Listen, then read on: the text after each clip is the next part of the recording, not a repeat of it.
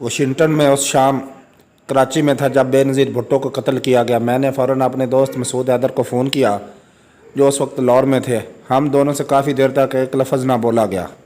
हम दोनों फ़ोन पर ही सिसकियाँ भरते रहे और रोते रहे। फिर मैंने बेनज़ीर भुट्टो पर एक मज़मून लिखा जो अगले दिन दी न्यूज़ में छपा।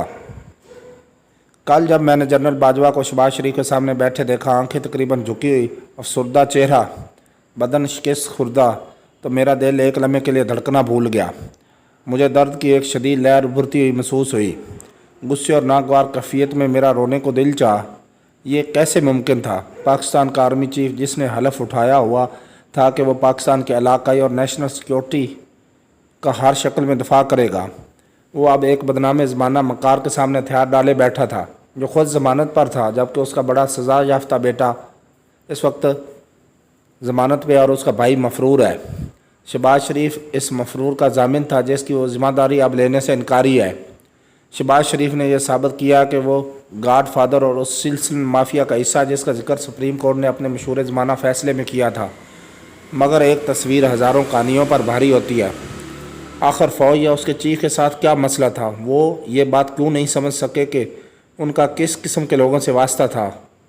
वो इन लोगों को मुसलसल बदतरीन तनकीद और गाली गलोच के आगे कैसे लेट गए जो वो आते जाते सुप्रीम कोर्ट और फ़ौज को निकाल रहे थे? अगर जनरल बाजवा ने इमरान खान को बाहर निकालना ही था तो क्या पूरे पाकिस्तान में एक भी साफ़ सुथरा आदमी ना मिला जिस पर करप्शन का इल्ज़ाम ना होता? क्या जिन्होंने मुल्क चलाना था उनके लिए थोड़ी सी ही सही किसी अखलाकी कदर और शराफत का होना ज़रूरी नहीं था? जिस तरह से शरीफ ख़ानदान पिछले 3 बरस से सियासी खेल खेलता आया है, क्या वो इससे वाकिफ़ नहीं था? क्या ये सब कुछ अपने ज़ाती अच्छे या बुरे मफाद के लिए किया गया? बाजवा शहबाज शरीफ की तस्वीर बहुत मायूस कौन थी, जिसे देखकर लाखों पाकिस्तानियों के जज्बात को शदीद ठेस पहुंची। अगर अभी भी लोगों को अजियत देने में कोई कसर बाकी थी तो शहबाज शरीफ को शुमाली वज़ीरिस्तान दावत देकर फ़ौजी अफसरान से उसे सलूट करवाया गया। वैसे भी शहबाज शरीफ का इन फ़ौजी ऑपरेशन और दहशतगर्दों से क्या तल्लुक़ या वास्ता था? उसे ये मौका देने की क्या तोक बनती थी? उसके बाद फ़ौज में जो रद्द-ए-अमल सर्विंग और रिटायर्ड अफसरान जिन्होंने बेपनाह कुर्बानियाँ दी हैं का सामने आया तो उससे अंदाज़ा लगाया जा सकता है कि इस हरकत ने इन्हें कितनी ज़हनी अज़ियत पहुँचाई है। बहुत सारे फ़ौजी अफसरान ने हिम्मत दिखाई, उन्होंने सामने आकर अपने जज्बात का इज़हार किया, लेकिन फ़ौजियों की अक्सरियत की आवाज़ें रंज से बाहर आईं, गले रौंद गए। उन्हें लगा कि उनके साथ धोखा हुआ था, लेकिन वो कुछ बोल नहीं सकते। जनरल बाजवा ने ये सब कुछ क्यों किया? मुझे उसकी समझ नहीं आई, लेकिन बहुत सारी कहानियाँ, अफवाहें और साजिशें ज़रूर गर्दिश कर रही हैं। मैं परेशान हूँ कि शायद जनरल बाजवा के ये सब कुछ करने का मकसद दोबारा मुलाजमत में तोसी लेना या अपनी मर्ज़ी का नया आर्मी चीफ लगवाना हो। मैं ये बात क्यों कह रहा हूँ? इसकी वजह पिछले दिनों के हालात हैं। आर्मी अफसरान के बहुत सारे ऑडियो वीडियो पैगामात के अलावा साबिक जर्नलों और कमांडर्स के तहरीरी नोटिस सोशल मीडिया पर शाये हुए हैं, जिससे अंदाज़ा होता है कि ये सब कहानियाँ हैं। ये साबिक अफसरान अपने इन खामोश जूनियर सर्विंग आर्मी अफसरान की तर्जमानी कर रहे हैं जो समझते हैं उनके साथ धोखा हुआ, लेकिन वो बोल नहीं सकते। नाराज सर्विंग और रिटायर्ड अफसरान आज सवाल उठा रहे हैं कि जनरल बाजवा ने भला कैसे भूंडे अंदाज में किसी मुंतखब वज़ीर आज़म को यूँ घर भेजने में मदद दी है। अगर अभी यह सब कुछ काफ़ी नहीं था तो इन फ़ौजियों के ज़ख्मों पर नमक छिड़कने का फैसला किया गया। जब ऐसे माफियाज़ के डायन टाइप लोगों को इक़्तिदार में लाया गया जिन पर करप्शन के संगीन इल्ज़ामात हैं और उन्हें बाकायदा मशकूक अंदाज में पूरे निज़ाम को तहस नहस करके ज़मानतें दिलवाई गई थी, क्या इस पूरे बहरान को हल करने का कोई और तरीका नहीं था जिसमें कुछ इज़्ज़त और रख रखाव होता? आखिर ऐसी क्या मुसीबत आन पड़ी थी कि जनरल बाजवा इन्हीं लोगों को वो सब कुछ दे रहे थे जिसके वो हकदार नहीं थे? क्या इस पावर गेम में कोई ऐसी इज़्ज़तदार भी बाकी नहीं बचा था? जब रात गए ये मिशन तमाम हरबे इस्तेमाल करके मुकम्मल किया गया तो आम लोगों और आर्मी के अंदर रद्द-ए-अमल इतना अचानक और खौफनाक था कि जनरल बाजवा भी इसकी तवक्को नहीं कर रहे थे। जनरल बाजवा ने फौरी तौर पर इस शदीद रद्द-ए-अमल से निपटने के लिए कोर कमांडर्स अजलास, फौरी फार्मेशन कमांडर अजलास, रिटायर फ़ौजी अफसरान से गैर ज़रूरी मुलाकातें की ताकि उन अफसरान के गम गुस्सा को कुछ कम किया जाए। इन इक़दामात से पता चलता है कि जनरल बाजवा किस कदर दबाव का शिकार थे ताकि वो अपने इक़दामात की वजाहत करे जो कुछ किया था, मगर जनरल बाजवा इन्हें कायल नहीं कर सके। بہت سارے افسران جو وہاں موجود تھے انہوں نے ہمت کی اور بات کی رپورٹ کی کہ جنرل باجوہ نے انہیں بہت باتوں کا اعتراف کیا کہ ان سے غلطیاں ہوئی تھیں، لیکن وہ اس بات کی وضاحت نہ کر سکے کہ انہیں اس قدر جلدی کس بات کی تھی۔ مثال کے طور پر جنرل باجوہ نے اس بات کا اعتراف کیا وہ 2 سال تک عمران خان کی حکومت میں مداخلت کرتے رہے، عمران خان کو مشورے، تجویزیں، ضروری یا غیر ضروری مدد فراہم کرتے رہے اور اس وقت بھی مدد کرتے رہے جب سینٹ اور قومی اسمبلی میں ان کے پاس اکثریت نہیں تھی۔ جنرل باجوہ نے ایک طرح سے اس بات کا اعتراف کیا کہ عمران خان کو سینٹ میں اور اسمبلی میں اکثریت دلوانے کے لیے نہ صرف ریموٹ کنٹرول استعمال کیا بلکہ انہوں نے سیاسی انجینئرنگ بھی کی۔ اگر وہ یہ نہ کرتے تو عمران خان وہاں مطلوبہ اکثریت نہیں حاصل کر سکتے تھے۔ جنرل باجوہ نے یہ بات بھی تسلیم کی کہ 2 سال تک عمران خان ان کے سائے تلے حکومت کرتا رہا۔ اب یہ ایک ایسا الزام ہے جو قطعاً غیر آئینی تھا۔ جنرل باجوہ نے عمران خان کے ہر بڑے فارن پالیسی اور معاشی فیصلوں کا پہلے سے جائزہ لے کر انہیں کلیئر کیا اور ساتھ ہی پیچھے بیٹھ کر اپنے اس کردار سے انکار بھی کرتے رہے۔ عمران خان کے ہاتھ اور پاؤں باندھ کر اسے کہا گیا کہ اب حکومت چلاؤ، لیکن دراصل اس سب کا ماسٹر مائنڈ جنرل باجوہ ہی تھا۔ جو یہ سب کچھ تو جنرل باجوہ خود مان چکے ہیں، اور اگر کبھی کسی اصل عدالت تک یہ معاملہ پہنچے تو وہ اپنے ان کاموں کی وجہ سے سخت مشکل میں پھنس سکتے ہیں۔ جب عمران خان نے خود کو وزیر اعظم سمجھ کر فیصلے کرنے چاہے تو جنرل باجوہ سخت پریشان ہوئے اور یوں مشہور زمانہ ایک صفحہ پھٹ گیا۔ جنرل باجوہ چاہتے تھے کہ عمران خان ان سے بغیر کوئی سوال کیے ان کی ہر بات پر عمل کرتے جائیں، لیکن خان اس موڈ میں نہیں تھے۔ خان کے مزاج کو سامنے رکھتے ہوئے یہ کہنا مشکل نہیں کہ پھوٹ پڑنی تھی اور پڑ گئی۔ سازشی ہمیشہ پیچھے بیٹھ کر خاموشی سے پریڈ کرتے ہیں اور اس کھیل میں چور اور ڈاکو کچھ لو اور دو کے فارمولے پر چلتے ہیں۔ شہباز شریف نے کبھی اس بات سے انکار نہیں کیا کہ اسے NRO درکار تھا اور فوج نے جان بوجھ کر کبھی اس بات کی تردید بھی نہیں کی۔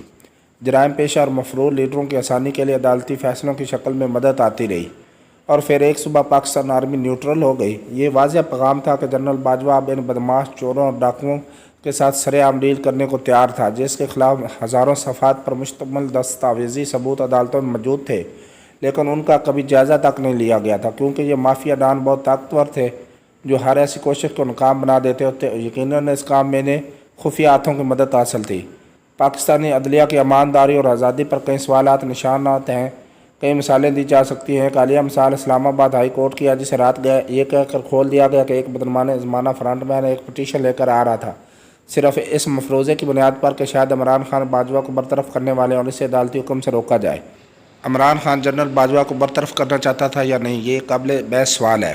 بہرحال جنرل باجوہ بلا شبہ اس طرح کے کسی بھی عمران خان کے فیصلے کو پہلے سے ہی ناکام بنانے کے لیے تیار تھا، یا اس کی وجہ احساس جرم تھا یا پھر خوف۔ اس لیے جنرل باجوہ کا اس ساری حیرت ناک کارروائی میں خفیہ یا بالواسطہ ملوث ہو کر ججوں کو رات گئے سوتے میں اٹھا کر اس پٹیشن پر فیصلہ لکھوانا جو انہوں نے پڑھی بھی نہیں تھی ایک بڑا مذاق ہے جس کی مثال نہیں ملتی۔ جنرل باجوہ یہ سب کچھ کیوں کر رہے تھے جبکہ ان کا ترجمان DGI SPR یہ کہہ رہا تھا کہ وہ مزید مدت ملازمت میں توسیع نہیں لیں گے اور نومبر میں ریٹائر ہو جائیں گے۔ اب اس سے ایک اور پریشان کن سوال پیدا ہوتا ہے، اگر جنرل باجوہ مدت ملازمت میں توسیع نہیں لینا چاہ رہے تھے تو پھر کیا جنرل باجوہ کوئی اور پلان بنا رہے تھے؟ ان سوالات کا جواب ان الزامات میں ڈھونڈا جا سکتا ہے جو ادھر ادھر سنے اور پڑھے جا سکتے ہیں، جس میں جنرل باجوہ کے سسرالیوں کے علاوہ ایسے رشتہ داروں کا بھی حوالہ ملتا ہے جو کسی اور سیاسی پارٹی سے تعلق رکھتے ہیں یا جن کے ساتھ عمران خان کی ہرگز نہیں بنتی۔ جنرل باجوہ نے جو کچھ کیا ہے وہ فوج کے لیے ایک ادارے کے طور پر جہاں شدید رسوائی ہے وہیں یہ بے عزتی کا سبب بھی ہے، جسے تسلیم کرنا کمانڈروں کی اکثریت کے لیے مشکل تو ہوگا وہیں نچلے لیول پر تو شاید ناممکن ہوگا۔ اب یہ سارا کھیل کس طرف جا سکتا ہے؟ غور کریں۔ عمران خان اپنی احتجاجی تحریک کو مزید شدت کے ساتھ شروع کرتا ہے اور اگر اسے دوار کے ساتھ لگایا جاتا ہے تو وہ پلٹ کر جوابی حملہ کر سکتا ہے۔ اس سلسلے میں خان نے لاہور کے جلسے میں ایک پرجوش اور نعرے مارتے ہجوم کو تقریر کرتے ہوئے ایک اشارہ بھی دیا کہ وہ اسلام آباد کی طرف مارچ کر سکتا ہے۔ وہ اپنے ساتھ لاکھوں لوگ سڑک پر لا کر اسلام آباد کو بلاک کر سکتا ہے۔ پولیس اور دیگر ادارے احتجاجی ہجوم کو روکنے میں ناکام ہوتے ہیں، لہو بہنا شروع ہو جاتا ہے، تشدد آمیز کارروائیاں بڑھ جاتی ہیں تو مجبوراً فوج کو بلانا پڑے گا کہ وہ مداخلت کرے۔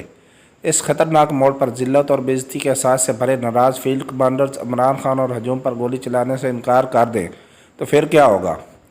وہ عوام پر گولی چلائیں تو کیوں چلائیں؟ تاکہ جنرل باجوہ اپنی مدت ملازمت نومبر تک پوری کر سکیں۔ جنرل باجوہ اس شرمناک صورتحال کا کیسے سامنا کریں گے؟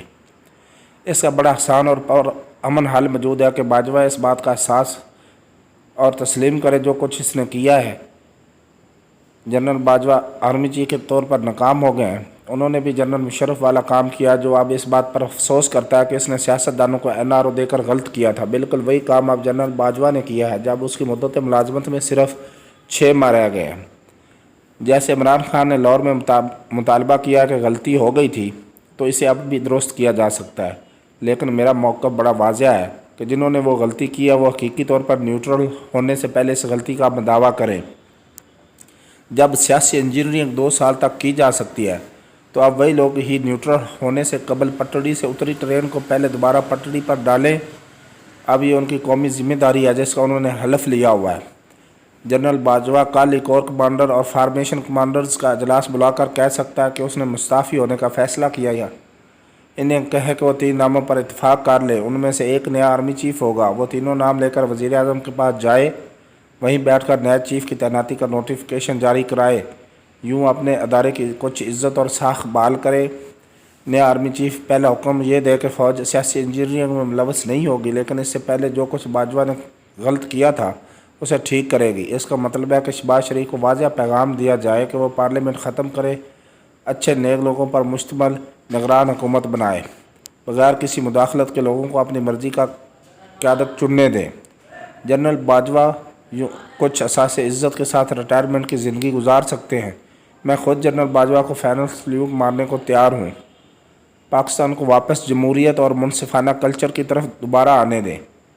میں بہت سخت دل انسان ہوں، بمشکل ہی میرے آنسو نکلتے ہیں، لیکن جب بے نظیر بھٹو کو قتل کیا گیا تھا تو میں اس وقت رو پڑا تھا، اور دوسرے اب میں آنسو نہیں روک سکا جب جنرل باجوہ نے کرپٹ اور ٹھاک کے سامنے سرنڈر کیا اور عوام کو دکھانے کے لیے اس کی تصویر بھی جاری کی گئی۔